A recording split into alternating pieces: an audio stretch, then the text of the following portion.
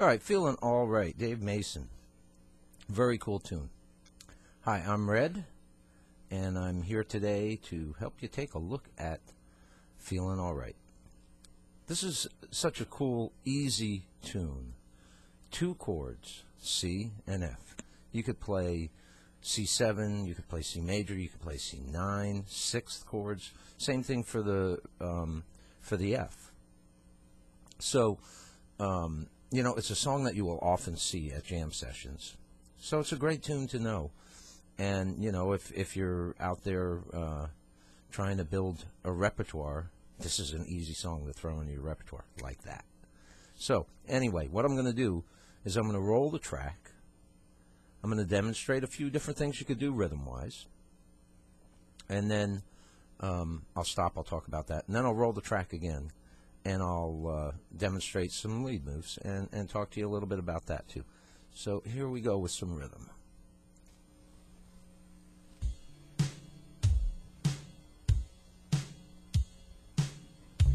C, 7th, E, or F7th, C7,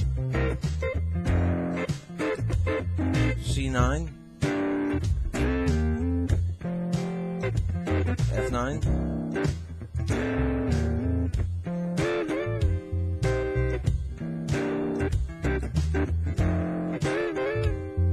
sliding 6th there.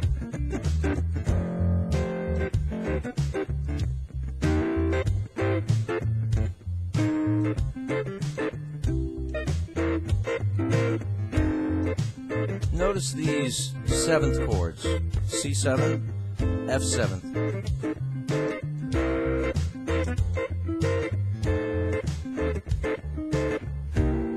So, you could play your C down here, your F down here. You get the idea. It's just 2 chords, back and forth. The main thing is getting something going on with your right hand. Now, I did mention, notice these 7th chords. So, I was using this here. You could use a full bar, but either way, the reason I wanted to draw your attention to this is because we have the flatted 7th right here on the 2nd string at the 11th fret for the C. Okay? That note moves down a half step and becomes part of this F7th chord. So what we get is descending motion. You feel, you sense it coming down. You feel how, hear how that kind of feels like it's going from C down to the F because of that downward motion. So the reason why I point that out is because that gives you a different feel. Another thing that you could do that would be similar would be, let's see, your C7, and then we've got an F, so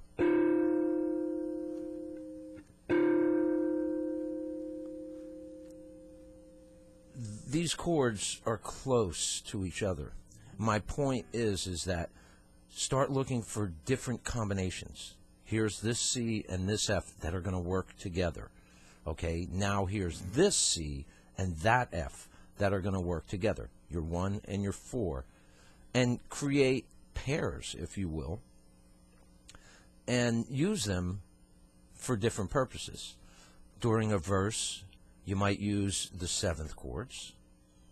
During the choruses, you might use the 9th chords. You get the idea. You find a few different things you can do, and this utilizes, a few different purposes.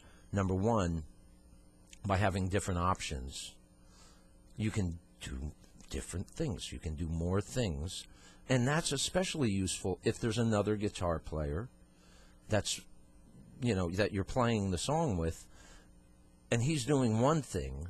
Well, now you know some other things that you can add to what he's doing. And, of course, the other purpose in having, different options is so that you can vary through the song. like I said, ninth chords for the verse, seventh chords for the verse, ninth chord, whichever. You get the idea, is you can switch back and forth. Perhaps during the solos, you might go for another option. So you get the idea. Vary it up, and make it happen, make it exciting. Two simple chords. It's up to you to put the life into it. The other thing I will point out is the lick that I have seen used as an intro, and I believe Dave Mason has had it in there. I'm not certain, but regardless, this is more my version. I'm not trying to do a copy anybody's version. But that intro is very cool. It uses double stops, like Hawaiian double stops, and it's right here. For C, for F, then for C, and then for F. And what I would do there is I would do it like this.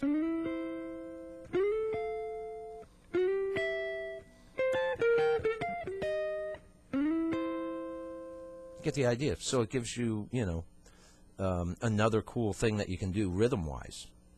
Okay, now let's talk about lead. We're in the key of C. I'm going to use minor and major pentatonics. I'm going to look at chord tones, passing tones, I'm going to add as well. But it's primarily going to be based out of the pentatonic scales. So here's just some examples of, some licks, if you will.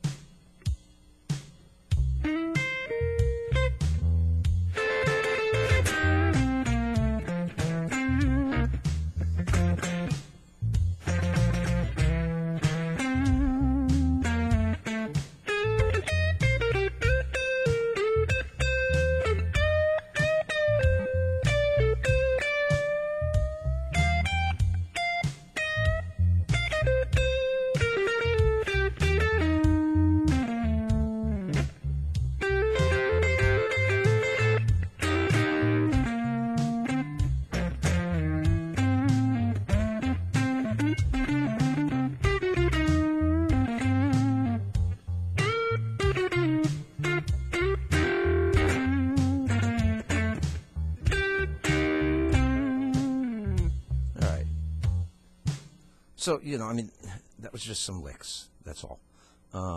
Little phrasings.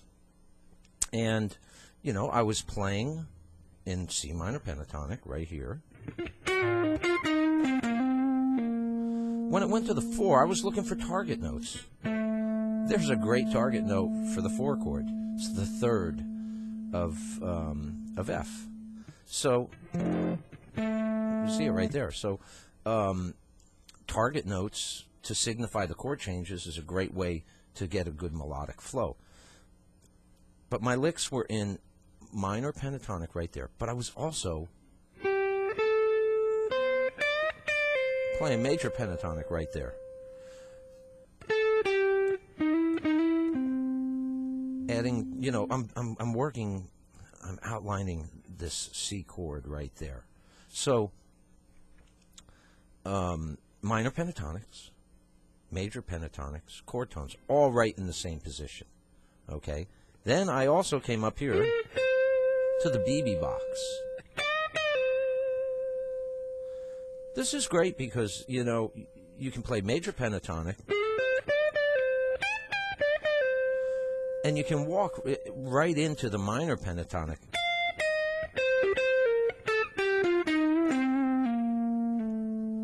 Target note. But you get the idea. I'm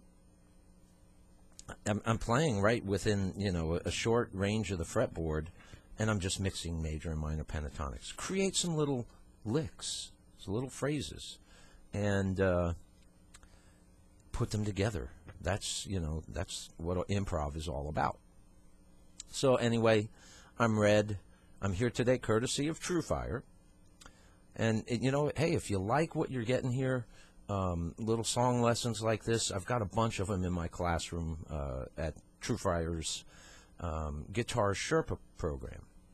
So, check that out, www.truefire.com.